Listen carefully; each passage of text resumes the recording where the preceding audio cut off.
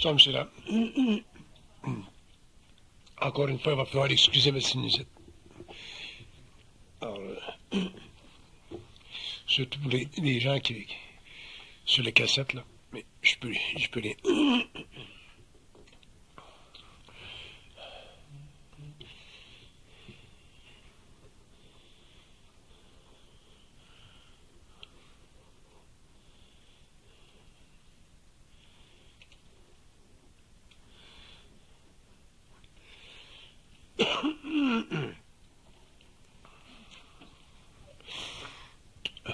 Ils disent que c'est très important dans l'évolution de la conscience, dans le développement de la conscience évolutive, puis dans l'apprentissage.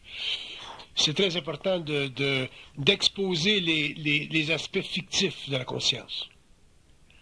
Parler de conscience, c'est une chose, mais en exposer les aspects fictifs, c'est très important parce que on ne sait pas ce que c'est de la conscience tant qu'on ne le sait pas. On ne le sait pas tant qu'on ne le sait pas. On ne peut pas le préconiser. On ne peut pas penser que c'est d'une certaine façon. On ne peut pas le projeter.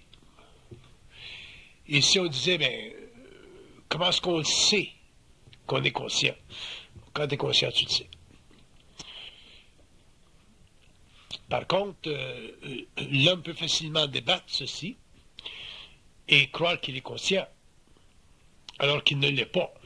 Et c'est pour ça que il faut mettre en perspective les éléments fictifs qui créent chez l'ego l'impression d'être conscient. Premièrement, la conscience, elle est totalement généreuse. Quand on parle de conscience, on parle de générosité, pas dans le sens spirituel judéo-chrétien du terme, mais dans le sens mental, intelligent du terme. Et l'homme peut avoir une générosité spirituelle qui ne fait pas partie de sa conscience. Autrement dit, on peut être généreux et stupide, comme on peut être généreux et intelligent. Alors, dans la conscience, la générosité doit être élevée à un niveau d'intelligence, sinon elle serait considérée comme une vertu. Dans la conscience, il n'y a pas de vertu. La vertu, ça fait partie des illusions spirituelles de l'homme, et ça fait partie des dictées de son profil spirituel, de son profil religieux. Dans la conscience, il n'y a pas de générosité comme telle. La générosité, elle est intelligente, elle n'est pas spirituelle, et c'est très important pour l'homme en évolution de reconnaître ceci parce que, à partir du moment où l'ego cesse d'entraver le processus de conscientisation à travers les illusions de sa spiritualité, il commence à prendre conscience d'un élément de la conscience qu'on appelle la générosité. Et la générosité de l'homme conscient n'est pas exclue d'apparaître non généreuse à l'homme inconscient. Autrement dit, là où l'homme inconscient est généreux, l'homme conscient ne peut pas l'être ou ne le serait pas. Alors que là où l'homme conscient est généreux, l'homme inconscient ne le verrait pas. Ainsi de suite. Pourquoi? Parce que, une fois conscient, l'homme possède une conscience vibratoire, c'est-à-dire qu'il répond extrêmement rapidement à des impulsions qui viennent du plan mental, et la générosité qu'il a ou qu'il manifeste dans le monde est directement ajustée à cette conscience vibratoire, de sorte que sa générosité n'est plus marquée par la conscience de la race ou par la mémoire de la race. Elle fait réellement partie d'un autre ordre d'action dicté par sa conscience ou dicté vibratoirement pour lui permettre de se manifester dans le monde d'une façon intelligente et généreuse. Pourquoi ceci? Parce que dans mon expérience, j'ai rencontré beaucoup de gens spirituels, du bon monde, comme on dit, mais des gens qui n'étaient pas intelligents dans leur générosité. Et qu'est-ce que l'on remarque au cours des années? On s'aperçoit que ces gens-là se brûlent, se détruisent au profit des autres. ils perdent leur énergie. Surtout les gens qui travaillent dans les services humanitaires, les gens qui sont dévoués à la cause humaine, à un niveau ou à un autre. Ils ne savent pas quand s'arrêter, ils ne savent pas mettre les limites, et ainsi de suite. Et cette générosité, elle est très mauvaise parce qu'elle fait partie d'une conscience spirituelle, donc elle est astralisée. Souvent, elle est basée sur la culpabilité. Une générosité qui est basée sur la culpabilité, c'est très, très dangereux. Et ça ne sert pas l'homme. Ça sert peut-être le pouvoir extérieur, ça sert la condition sociale, mais ça ne sert pas l'homme en tant qu'individu. Et si nous parlons de conscience évolutive ou évolutionnaire, cette sorte de générosité n'a pas sa place. Et éventuellement, c'est l'homme lui-même qui apprendra à établir des limites et à épouser une forme de générosité basée simplement sur l'activité psychique de son plan mental. Ça fait partie de l'expérience, ça fait partie de son développement, et ça fait aussi partie de ce qu'on appelle être conscient. Donc, la générosité spirituelle qui n'est pas intelligente, qui vous enlève de l'identité ou qui vous crée une fausse identité spirituelle qui vous vide, qui vous vampirise, c'est pas de la conscience. Et on retrouve cette générosité chez les hommes à plusieurs niveaux. On le trouve même chez la mère qui se donne pour la famille, qui se donne et qui se vide, et qui se vide, et qui se vide, et qui, après un certain nombre d'années, se réalise qu'elle elle s'est complètement donnée pour les siens et elle n'a rien reçu en retour. Donc, très important d'avoir un point de vue intelligent sur la générosité. Et je crois que tous les hommes doivent en étudier le masque, parce que le masque de la générosité, il est extrêmement épais et le phénomène lui-même n'est pas facilement compréhensible à partir d'une conscience mentale, parce que l'ego est trop impliqué dans le processus, est trop impliqué dans l'acte, alors que dans la générosité mentale, l'ego n'est pas impliqué dans l'acte. Tout est vibratoire, l'ego simplement canalise une vibration qui lui permet d'apporter dans le monde une certaine action que l'on appelle généreuse par rapport aux hommes.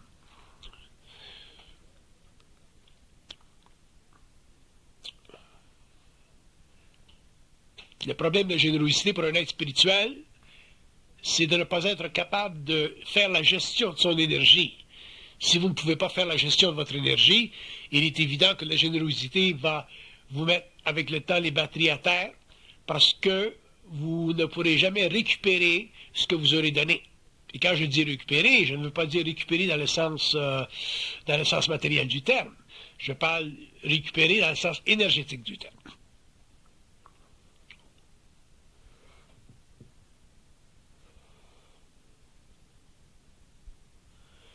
La générosité ne peut pas être un acte de foi, ne peut pas être un acte purement spirituel ou religieux.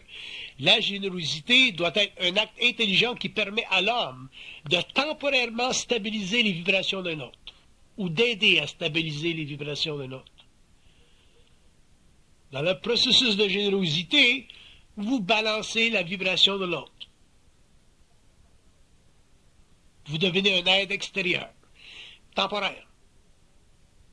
Donc, vous facilitez le karma de la personne.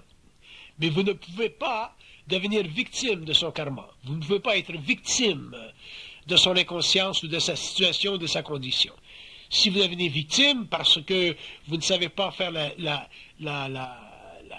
gestion de cette vertu spirituelle, à ce moment-là, vous ne pouvez pas dire ou penser ou croire que vous êtes conscient. Dans la conscience, ça n'existe pas. Nous avons été pendant des siècles affligés par des philosophies ou des idéologies religieuses et spirituelles qui ont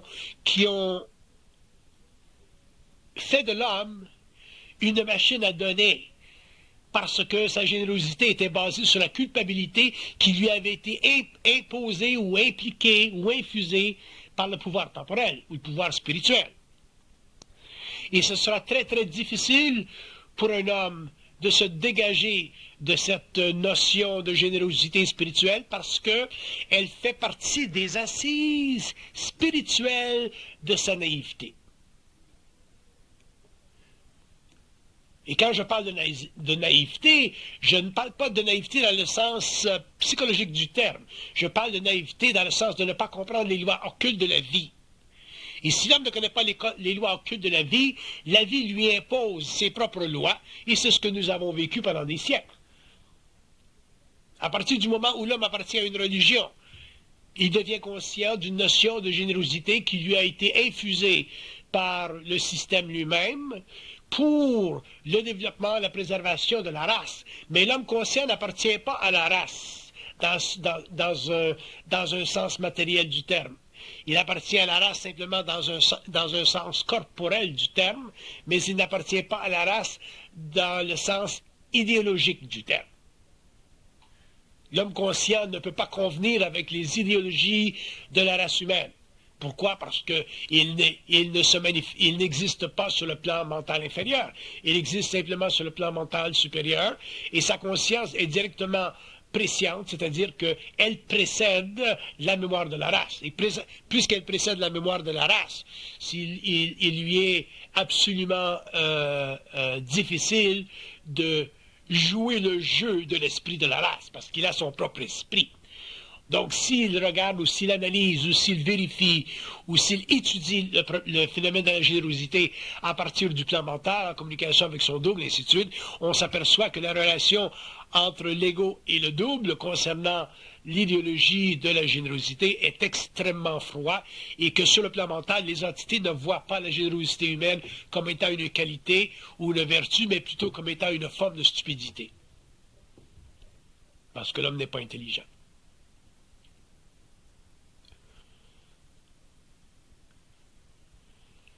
Et quand j'utilise le terme spirituel, stupide, j'emploie un terme dur. Et la raison pour laquelle j'emploie un terme dur, c'est pour faire réaliser que beaucoup de notre générosité au cours de notre vie était l'expression chez nous d'une forme de culpabilité. Et s'il y a la moindre culpabilité dans votre générosité, vous ne pourrez jamais être généreux d'une façon intelligente, parce que vous aurez toujours la perception que Dieu vous regarde.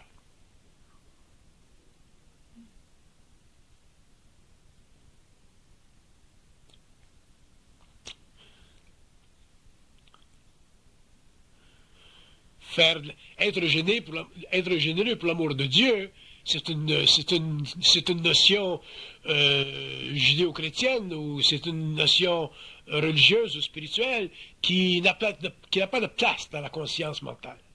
Parce que premièrement, Dieu, ça n'existe pas en tant que tel que nous le concevons, nous les hommes, sur le plan matériel. Nous n'avons pas la dimensionnalité du mental suffisamment développée pour réellement comprendre jusqu'à quel point le concept du divin se matérialise dans une unification absolue de toute l'énergie qui existe dans l'univers local. Donc, c'est inutile pour nous de suggérer ou de nous suggérer que ce qui est divin ou la divinité ou l'unité des choses peut être représenté par un archétype supra-humain qui contrôle tout. Ça, c'est de la stupidité. Qu'il y ait des gouvernements invisibles, oui. Qu'il y ait des entités à différents niveaux d'évolution, oui. Que nous puissions communiquer par télépathie avec eux, oui. Sur différents plans, oui.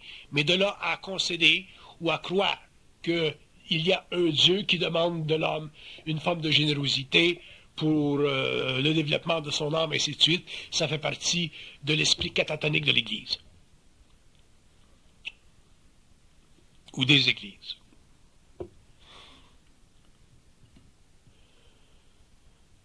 Une chose est certaine, c'est que l'homme conscient,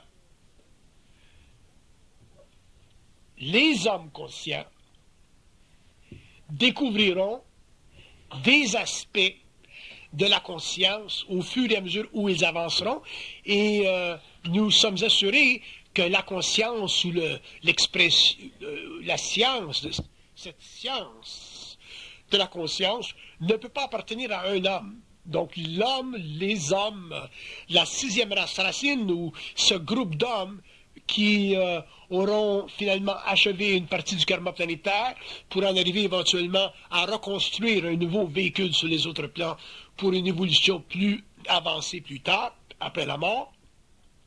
Ces gens-là, éventuellement, découvriront des aspects de la conscience que nous ne pouvons pas savoir ou connaître ou reconnaître aujourd'hui ou observer à la fin du 20e siècle. Donc, la conscience, c'est un monde expansible, c'est un univers qui est en expansion. Et cet univers-là a des coordonnées qui sont extrêmement profondément cachées dans le mystère de la vie mentale de l'homme. Ça fait partie de l'évolution des races, ça fait partie de l'évolution de la conscience, ça fait partie de la connexion avec le monde des esprits, qui sont simplement des unités de conscience intelligente dans des dimensions universelles auxquelles nous n'avons pas accès facilement aujourd'hui parce que nous sommes trop alourdis par la matière. Mais à partir du moment où l'homme va découvrir une relation suffisamment étroite avec le plan mental, soit pour le moment en tout cas par télépathie, il s'apercevra que l'ère chrétienne, l'ère de la judéo-chrétienté achève. Ça ne va pas cesser tout d'un coup, ces choses prennent un certain temps, mais l'ère des religions sur la Terre est dans un processus d'achèvement, et probablement que dans 6, 7, 8 ou 900 ans, la religion n'existera plus sur la Terre telle que nous la concevons aujourd'hui. Et à partir du moment où la religion n'existera plus, l'homme sera obligé de reconstruire un nouvel éther mental pour pouvoir s'approprier des notions qui font partie de son contact télépathique avec le plan mental. Et le reste de l'humanité sera obligé finalement dans ce temps-là de vivre une vie plutôt matérielle, basée sur des étapes de conscience qui ont été révolues, mais qui se rapprocheront, même dans l'inconscience, d'une manifestation plus intelligente du bien-être de soi. Il ne faut pas oublier que le pouvoir temporel, le pouvoir des religions, le pouvoir de la spiritualité pendant l'évolution a servi à créer dans la conscience humaine un ancre pour l'homme, a servi aussi à créer chez l'homme des mécanismes qui permettaient la survie, la protection de la race, ainsi de suite, surtout la protection du milieu où nous vivons.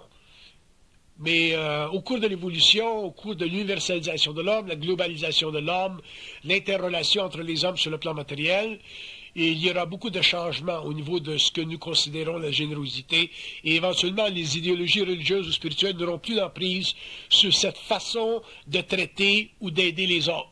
Donc l'homme deviendra plus intelligent dans sa générosité et il découvrira les arcanes, les arcanes mentales de la générosité, et il verra par rétrospection que la générosité, quand l'homme est mental, ne ressemble aucunement à la générosité spirituelle, religieuse de l'évolution, qui était fondée techniquement sur la culpabilité. D'ailleurs, faites-en le test un jour, passez devant un homme qui a besoin de vous, passez devant une personne qui demande de l'aide et regardez la personne d'une façon froide et amenez-vous à ne pas l'aider et vous verrez comment c'est difficile.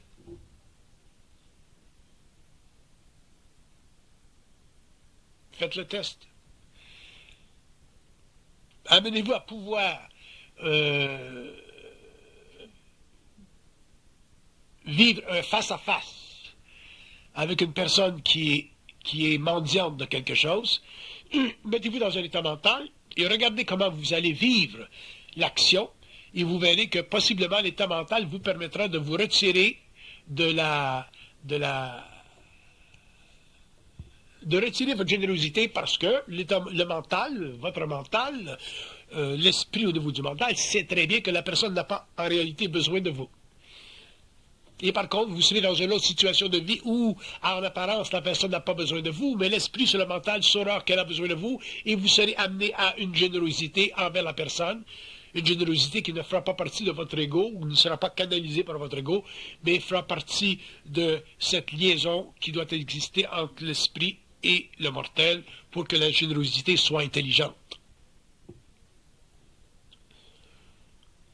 Les femmes sont beaucoup plus victimes de la générosité que les hommes parce que les femmes, à cause de leur culture, à cause de la domination, à cause de leurs émotions aussi, puis à cause souvent de l'amour mal placé, ont beaucoup de difficultés à faire une gestion intelligente de la générosité. Donc les femmes, souvent au cours de leur vie, ont été victimes d'une générosité mal placée, parce que ça faisait partie de leur culture, ça faisait partie de leur culpabilité, ça faisait partie de leur crainte, ça faisait partie de tout ce drame humain où l'action n'est pas vissée, fixée dans le terrain solide de l'intelligence.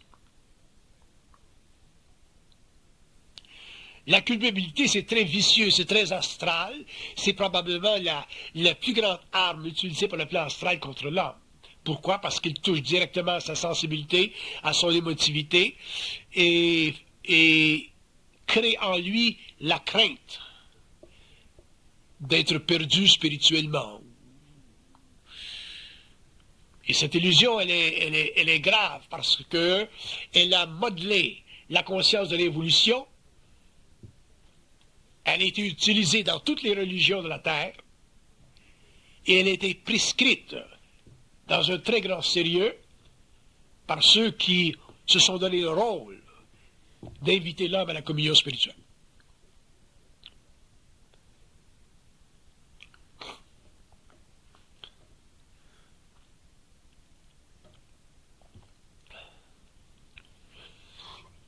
Donc, quand je parle de générosité intelligente, je veux dire quoi?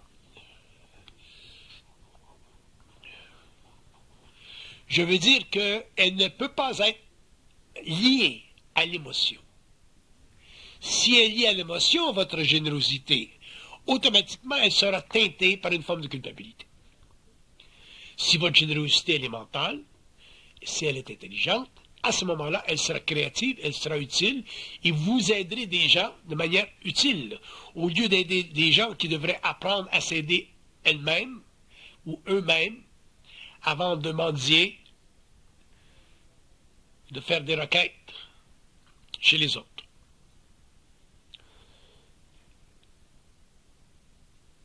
Je connais des gens, des jeunes qui ont été détruits par une trop grande générosité de leurs parents et qui ont fait rien de leur vie parce que les mères étaient tellement généreuses ou les pères étaient tellement généreux qu'eux se sont empêchés de développer une volonté ferme pour se sortir de leur pétrin et se plonger dans la vie avec leurs réserves, avec leurs énergies. Donc, quand vous regardez générosité, ou vous parlez de générosité, ou vous contemplez la générosité, regardez l'élément de culpabilité qui va surgir en vous le jour où vous ne le serez pas. Le jour où vous la retiendrez, cette générosité. Le jour où vous la retiendrez parce qu'elle est mentale, elle n'est pas émotionnelle. Une générosité émotionnelle, c'est facile. Une générosité mentale, c'est beaucoup plus, je ne dirais pas difficile, mais c'est beaucoup plus tactique,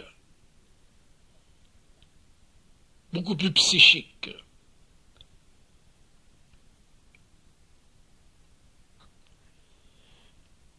Je donne un exemple. J'étais dans le centre-ville il y a quelques semaines et je passais sur la rue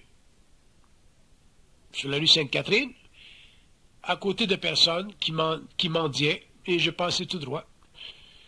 Ensuite, je suis allé au restaurant, puis ensuite, je suis revenu à travers une petite ruelle. Et dans un coin de la ruelle, il y avait un homme avec sa bouteille dans un sac, dans un coin très, très reculé de la ruelle. Il ne me demandait rien. Il était là, il vivait son expérience. Et je suis allé à lui et je l'ai aidé. Donc la conscience fonctionne comme ceci. La conscience a ses propres lois, elle voit avec des yeux que nous n'avons pas, elle comprend avec des oreilles que nous n'avons pas, et elle sait où se manifester à travers l'homme conscient lorsqu'il est ouvert à elle. Donc au lieu d'aider des gens ici sur la rue Sainte-Catherine qui n'avaient pas besoin de moi parce qu'il y a tellement de gens qui passent, ils m'ont amené à aider un homme dans un petit coin de ruelle qui buvait sa bouteille en solitaire sans rien demander. C'est simplement mon œil qui tout d'un coup a vu dans le recoin, dans l'ombre, ce personnage malheureux, et la conscience m'a envoyé là pour le soulager. Et la générosité chez l'homme doit être comme ça. Elle doit être fondée sur l'intelligence de la conscience et non pas sur les émotions. Parce que si vous cultivez ce que nous appelons les vertus chrétiennes, à partir de l'émotivité, de l'inconscience de la cinquième race racine, vous n'en arriverez jamais ou vous arriverez difficilement à reconnaître chez vous votre intelligence, puisque les dictées de la religion, la dictée des idéologies religieuses prendra précédence sur votre intelligence. Et si ces idéologies prennent précédence sur votre intelligence, bien, naturellement, vous vivrez un état inconfortable que j'appelle la culpabilité. Et si vous êtes coupable ou si vous vous sentez coupable dans une telle action, il est évident que vous avez beaucoup de choses à apprendre. Et les choses que vous avez à apprendre ne font pas partie de la codex de l'évolution. Les choses que vous avez à apprendre font partie de l'évolution. C'est un homme nouveau, c'est un homme différent, c'est un homme qui n'appartient plus à la mémoire de la race, c'est un homme qui n'agit plus comme l'homme de l'évolution, c'est un homme qui n'a plus de maître, c'est un homme qui est son propre maître. Donc si l'homme est son propre maître ou deviendra son propre maître, il pourra de par lui-même définir la nature de ses actions et comprendre la relation intelligente entre le plan mental et son ego dans le mouvement de son âme, qu'on appelle la générosité.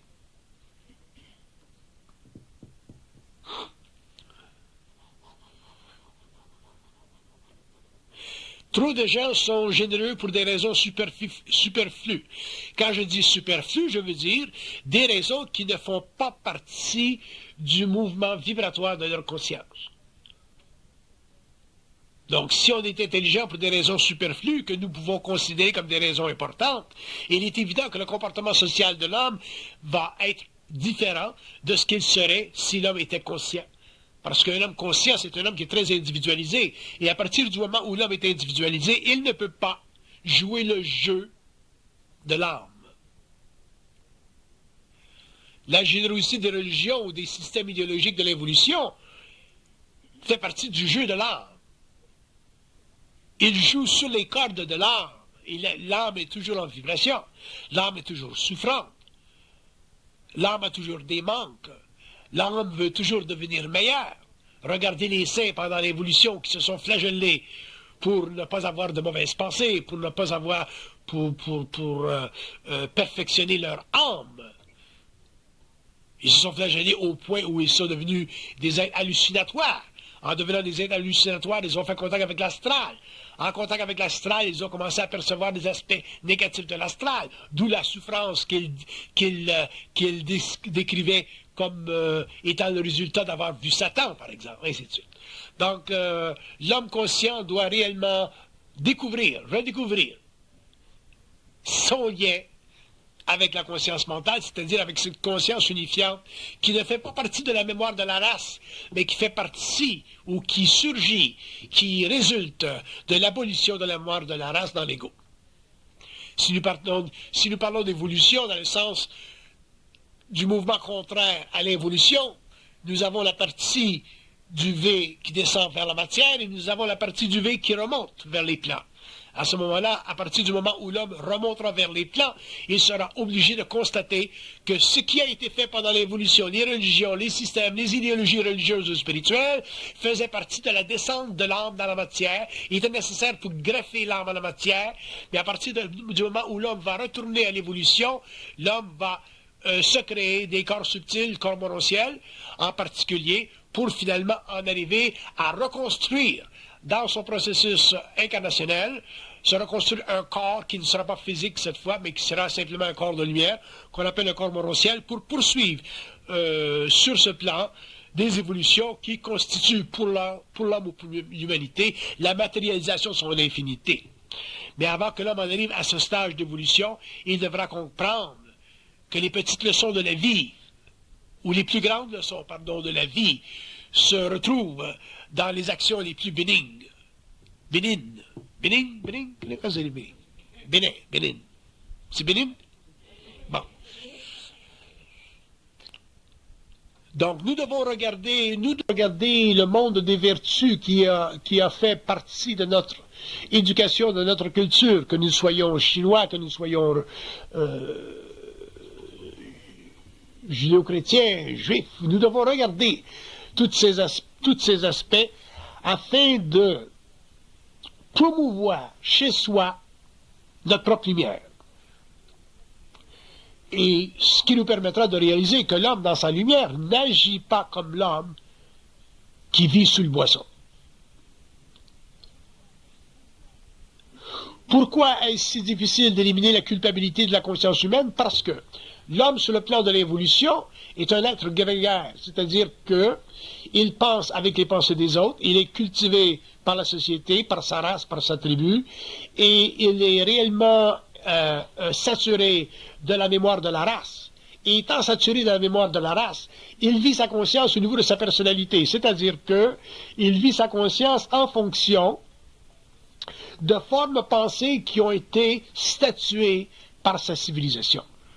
Et se sortir volontairement, intelligemment, de ce codex, de se sortir de ce tombeau par ses propres forces, demande énormément de lumière, parce que le couvercle du tombeau est très très lourd. Très lourd. C'est pour ça que l'homme conscient vit une sorte d'initiation, c'est-à-dire un training, si vous voulez, à partir du plan mental, qui lui permet éventuellement d'exercer sa volonté dans la direction qui est dictée par cette conscience. Sinon, il n'y a pas d'évolution. Il y a simplement évolution. Il y a continuation de l'envoûtement de l'homme et il y a continuation des pouvoirs spirituels ou religieux sur l'homme. Et un jour, ça doit cesser. Un jour, les religions, les pouvoirs spirituels devront ne plus exister afin que l'homme soit libre. Mais tant que ces pouvoirs spirituels et religieux existent sur la Terre, ils sont nécessaires parce qu'ils font partie de l'évolution de la race. Les hommes sur la Terre en quantité ne sont pas prêts pour l'initiation solaire, ne sont pas prêts pour l'âge du Verseau, ne sont pas prêts pour la nouvelle annonciation de l'ego.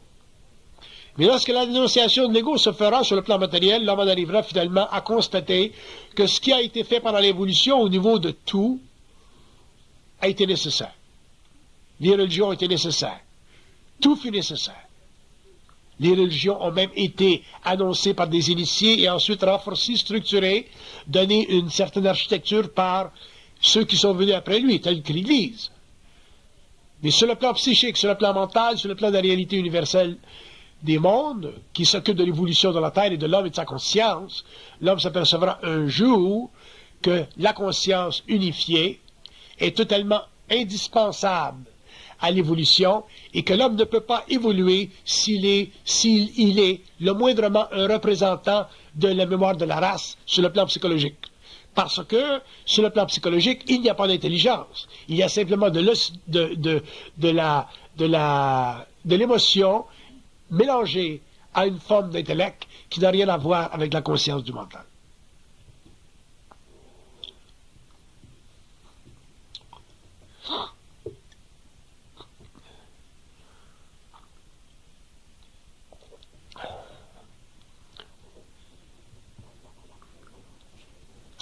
La générosité inconsciente de l'évolution qui a été annoncée ou demandée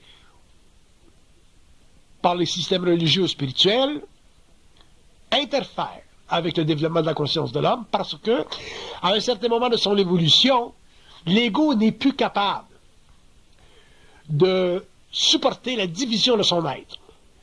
Autrement dit, est-ce que l'ego agit en fonction ou par rapport à des données spirituelles ou religieuses, donc pour l'amour de Dieu, ou est-ce que l'ego agit en fonction du développement de son intelligence mentale pour simplement le développement de sa conscience ou de la conscience universelle chez lui? L'homme devra choisir. Vous ne pouvez pas, dans un cas, vivre pour l'amour de Dieu, comme le font les hommes ou comme l'ont fait les hommes, et dans un autre temps, vivre en fonction de l'évolution du mental et en fonction des données nécessaires pour élever l'homme à son statut universel. L'homme devra choisir. Donc, faire quelque chose pour l'amour de Dieu n'a rien à voir avec le développement de l'homme sur le plan mental. Alors que faire quelque chose pour l'amour de Dieu a à voir avec les émotions spirituelles de l'homme durant l'évolution parce qu'il n'a pas d'identité.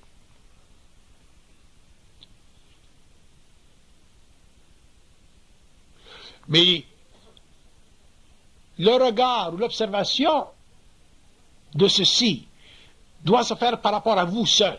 Vous ne pouvez pas arriver à votre frère ou à votre mère ou à votre cousin ou à quelqu'un d'autre qui manifeste une générosité évolutive et leur dire, bon, ben, écoutez, votre générosité, c'est de la platitude. Parce que ce n'est pas de vos affaires. L'homme vit sa générosité comme il doit la vivre. L'Indien vit sa vie comme il doit la vivre, le Chinois comme il doit la vivre, l'Arabe comme il doit la vivre, l'Italien comme il doit la vivre. Mais l'homme conscient ne fait pas partie de ces choses. Donc, dans la conscience, c'est totalement individualisé, et ce n'est pas à l'homme de traiter de la générosité évolutive par rapport aux hommes, dans le sens de leur faire la critique de leur acte. Donc, laissez les hommes généreux être généreux, et occupez-vous de votre nouvelle générosité, d'une générosité dont la gestion est intelligente, et fera de vous un jour des êtres qui ne seront plus emprisonnés dans la mémoire de la race et agrémentés par le pouvoir spirituel ou religieux des religions.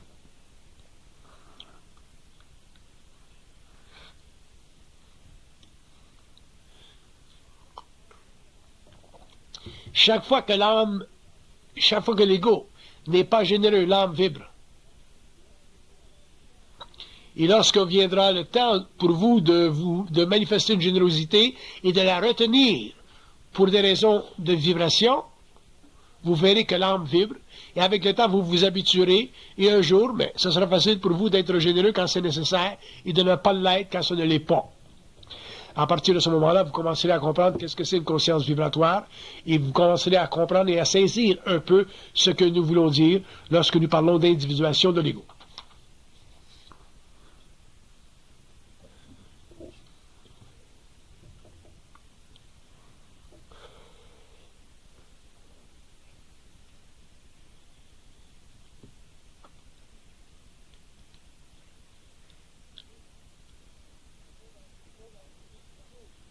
Ce sont dans ces petites choses-là,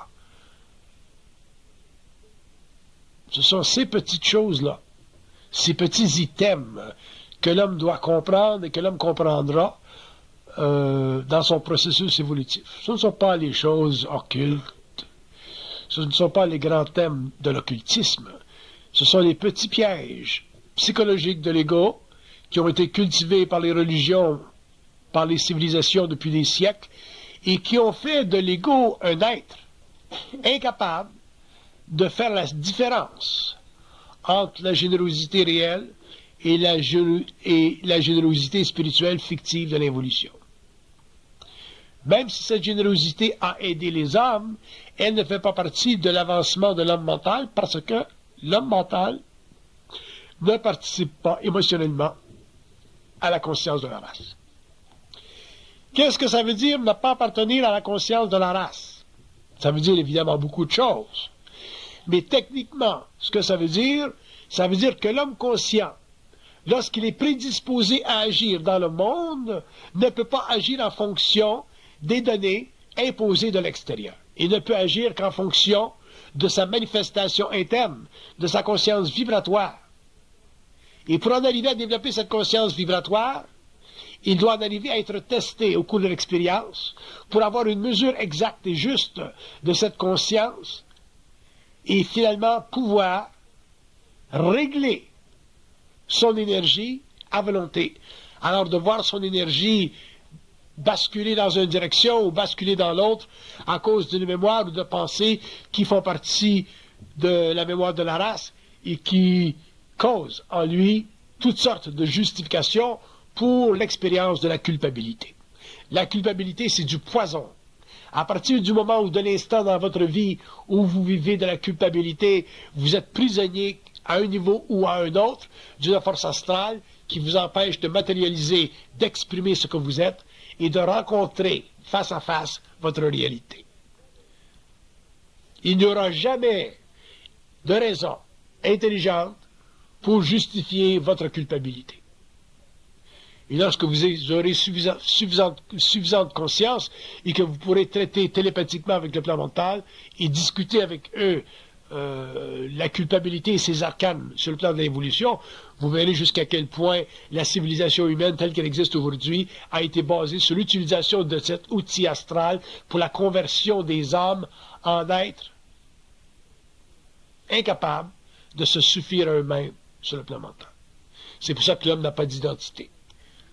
Donc, que vous apparteniez à une tribu, ou que vous apparteniez à une société agraire, ou que vous apparteniez à une société technologique, à partir du moment où vous appartenez psychiquement à la conscience de la race, vous êtes sujet à vivre de la culpabilité à différents degrés au fur et à mesure où vous avancez en âge. Évidemment, à un certain âge, vous n'avez pas la culpabilité que vous aviez lorsque vous étiez plus jeune, parce que vous avez plus d'expérience, donc plus de maturité.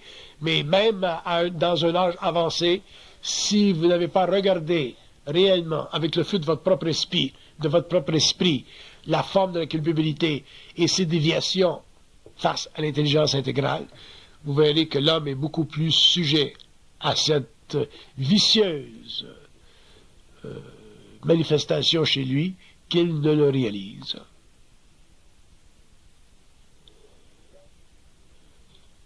Et les êtres qui sont les plus sujets à la culpabilité, ce sont les êtres qui sont très bons, ce sont les êtres qui sont spirituels, ce sont les êtres qui veulent aider l'humanité, ce sont les...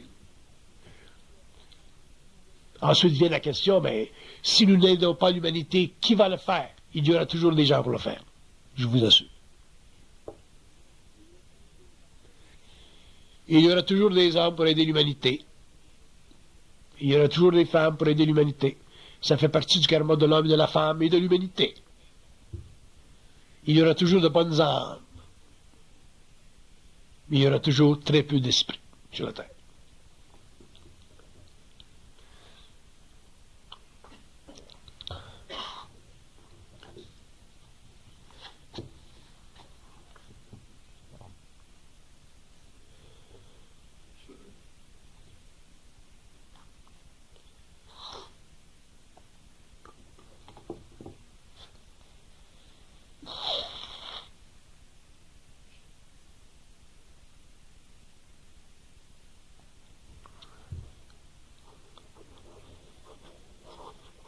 La culpabilité chez l'homme est une violation de son esprit, de sa liberté. À partir du moment où vous sentez la moindre culpabilité, vous êtes astralement violé dans la liberté de votre esprit. Et si vous êtes violé dans la liberté de votre esprit, vous ne pouvez pas mettre le doigt sur la genèse de votre réalité. Vous ne pouvez pas réellement comprendre le mystère de votre propre personne, parce que vous ne pouvez pas comprendre l'architecture du mensonge qui installe chez vous une perception fondée sur la mémoire d'une race qui ne se connaît pas. Tout est architectural sur le plan mental. Le plan mental, c'est un mental architectural. Si vous le visitez en état de rêve, le plan mental, vous voyez qu'il est totalement structuré. Il est structuré comme le monde matériel. Et les architectures du plan mental sont des architectures qui sont basées sur l'infinité du monde de la pensée. Et le monde de la pensée est absolument diversifié dans ce sens qu'il n'y a aucune limite à l'imagination. Et la raison pour laquelle il n'y a aucune limite à l'imagination, ou autrement dit, à ce qui peut être projeté dans l'esprit de l'homme, à partir du moment où vous vivez une culpabilité, la culpabilité que vous vivrez sera toujours à la mesure de vos craintes, à la mesure de vos associations avec des divinités matérielles que j'appelle les religions, qui vous ont imposé leur perception pour des raisons de pouvoir sur la terre.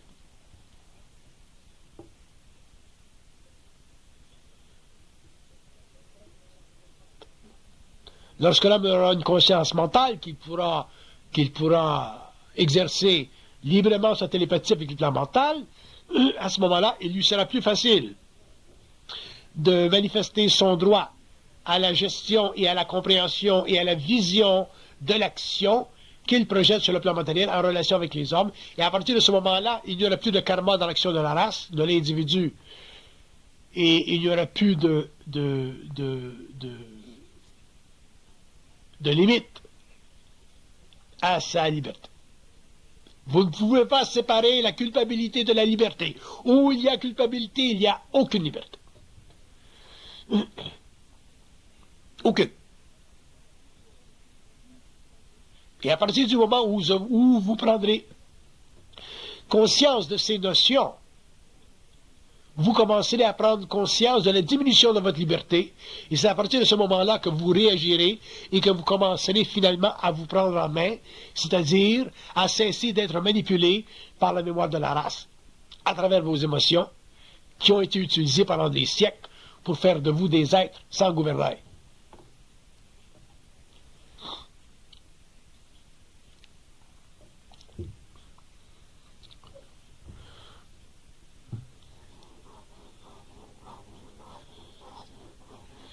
Les mystères de la conscience sont basés sur l'exclusivité du lien entre l'ego et le plan mental.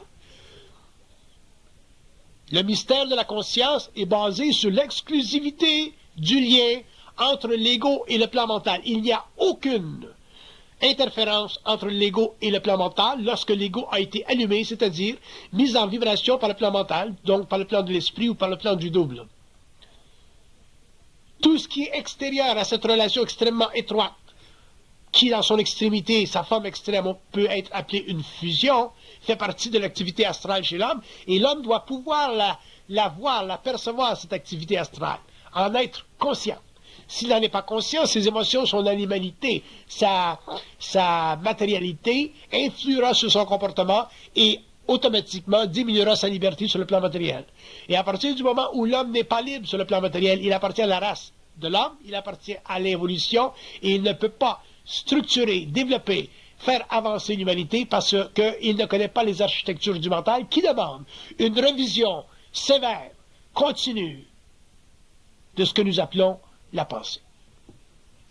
Oh, vous ne pouvez pas être culturellement modifié par la pensée, par des êtres qui ne savent pas penser et croire que la pensée que vous vivez ou que vous reconnaissez, ou que vous exprimez, représente une forme d'intelligence.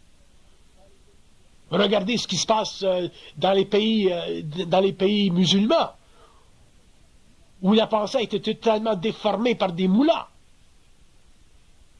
par des prêtres.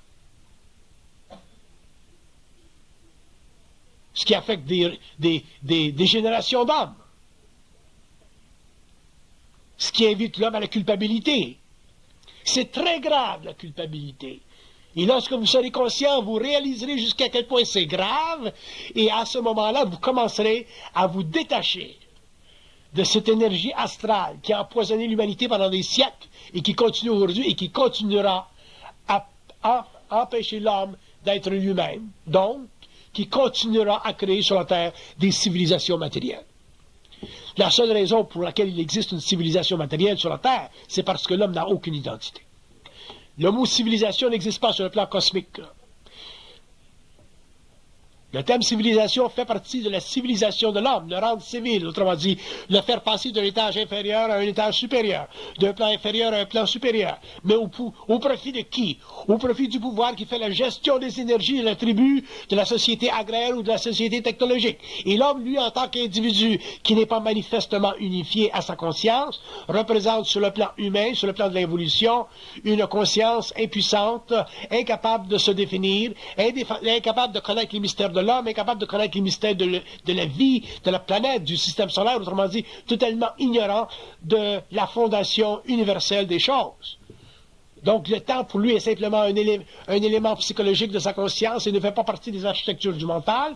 Et si le temps ne fait pas partie des architectures du mental, vous ne pouvez pas comprendre comment l'esprit peut connaître, reconnaître, savoir des choses qui font partie d'un autre temps à notre échelle, et pourquoi l'esprit est si puissant, et pourquoi l'esprit est capable d'engendrer dans l'homme des pensées qui ne font pas partie même de sa conscience culturelle, ce qu'on appelle le rêve. Et si l'homme n'est pas capable de comprendre le rêve parce qu'il ne comprend pas les esprits du temps, il perd une grande partie de la communication sur ce plan-là lorsque l'ego est retiré dans la nuit. Et lorsque vous ne pouvez pas comprendre vos rêves, vous ne pouvez pas dialoguer, parler sur le plan symbolique avec des esprits qui font partie de votre architecture. Donc le jour, vous ne pouvez pas, sur le plan psychologique, vous instruire de ce que vous savez. Et si vous ne pouvez pas vous instruire de ce que vous savez, vous ne pouvez pas parler à l'âme. Vous êtes mieux de demeurer silencieux et de lentement avancer vers votre propre destinée, qui est ou qui devrait être un jour celle de vous savoir vous-même.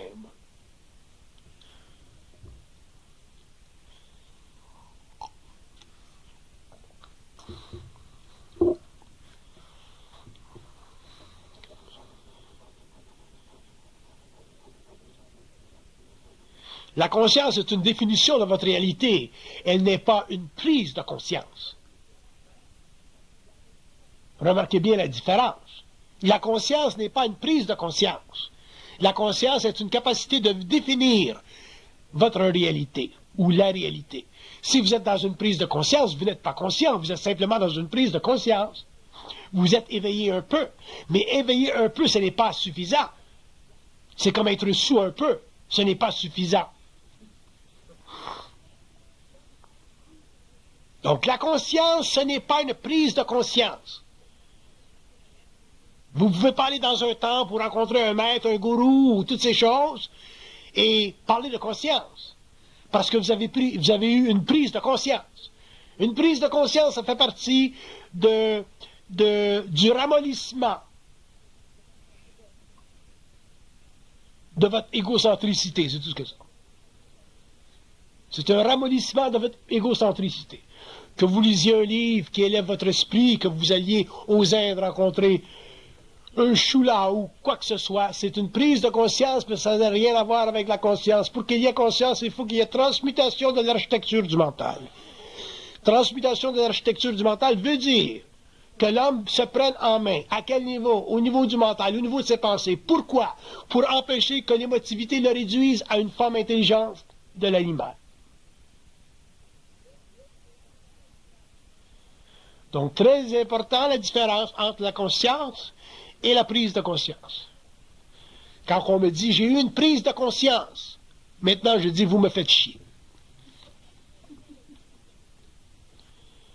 Tout le monde a des prises de conscience. Même Khomeini avait une prise de conscience. Hussein a une prise de conscience. Hitler a une grande prise de conscience. C'est ça de la prise de conscience. Des fois elle est bonne, des fois elle n'est pas bonne.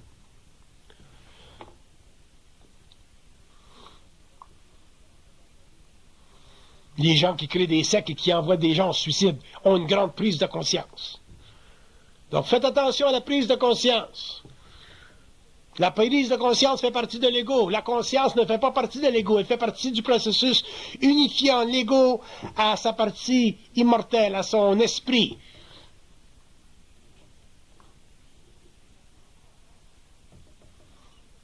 Et non pas à l'âme. Dans la prise de conscience, il y a de l'animation. Dans la conscience, il y a le pouvoir de la lumière à travers l'homme qui fait de l'homme une entité intelligente par soi-même, par elle-même. Point à la ligne.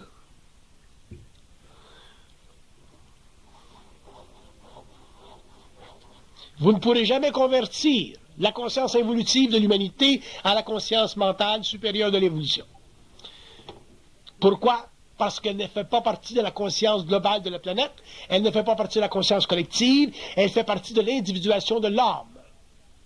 C'est une restructuration du mental de l'homme, c'est le développement d'une télépathie entre l'homme et le plan mental. Ça n'a rien à voir avec la communication avec le monde des esprits sur le plan astral que l'on retrouve dans le phénomène de la petite voix intérieure. Faites attention à la petite voix intérieure.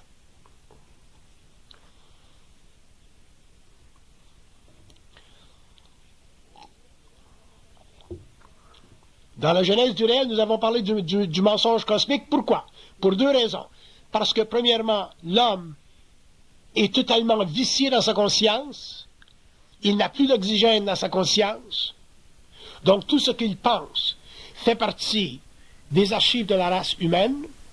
Et en plus, lorsqu'il est en conscience télépathique avec les plans, et qu'il n'a pas l'expérience, il s'aperçoit que même les plans lui mentent.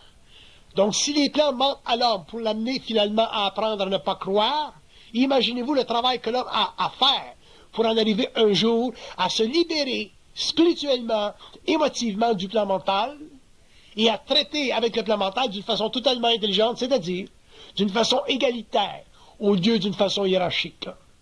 Donc, l'homme a beaucoup de choses à apprendre en ce qui concerne l'évolution de sa conscience sur le plan matériel. Et les hommes qui viendront en contact télépathique avec le plan mental s'apercevront, verront, réaliseront que le plan mental, parce que l'homme n'a pas d'expérience, l'homme ne connaît pas les pièges de la conscience en évolution, que ce plan-là doit les déjouer l'ego. Donc, ce que nous appelons le mensonge, c'est une façon au plan mental de déjouer l'ego pour que finalement ressorte de ce jeu, de ce traitement de l'ego, la lumière dont a besoin l'homme pour se guider par lui-même, pour finalement en arriver un jour à ne plus avoir à traiter avec le plan mental d'une façon télépathique, mais en arriver un jour à traiter avec le plan mental d'une façon totalement vibratoire. Et lorsque l'homme traitera avec le plan mental d'une façon totalement vibratoire, il ne pourra plus penser comme auparavant, il n'aura plus la mémoire qu'il avait auparavant, il sera très très instantané dans sa conscience, et à ce moment-là, il pourra ouvrir les portes du savoir, les fenêtres sur l'infinité, regarder le mystère de l'homme, de la vie, de la planète, du système local, autrement dit, regarder les différentes assises de la création en différentes voies d'évolution, et finalement, sur le plan de son esprit, se reposer dans une contemplation totale, absolue, mais restreinte simplement à sa propre vision personnelle.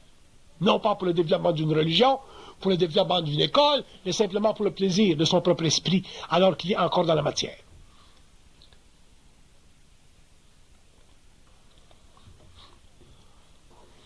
La conscience doit enfanter une nouvelle réorganisation des notions, afin de créer une nouvelle architecture dans le mental de l'homme, pour que l'homme soit capable, un jour, de structurer son mental de manière à pouvoir aider l'humanité lorsqu'il est en correspondance avec elle. Si l'homme n'est pas capable d'aider l'humanité parce qu'il la retarde à cause de sa propre vision inférieure, à ce moment-là, il ne peut pas se considérer conscient. Mais s'il est conscient, il va aider l'humanité dans un certain mouvement de conscience créative, et à ce moment-là, il pourra, dans le temps, selon la gestion de son énergie, selon sa destinée, ainsi de suite, instruire l'homme, donner à l'homme ce qu'il doit savoir pour que lui, un jour, en arrive aussi à faire la même chose et que se propage dans le monde, avec le temps et les siècles, une lumière qui ne pourra pas être saisissable par l'astral, convertissable en une intelligence inférieure et définitivement vouée à l'extinction de la race humaine à long terme.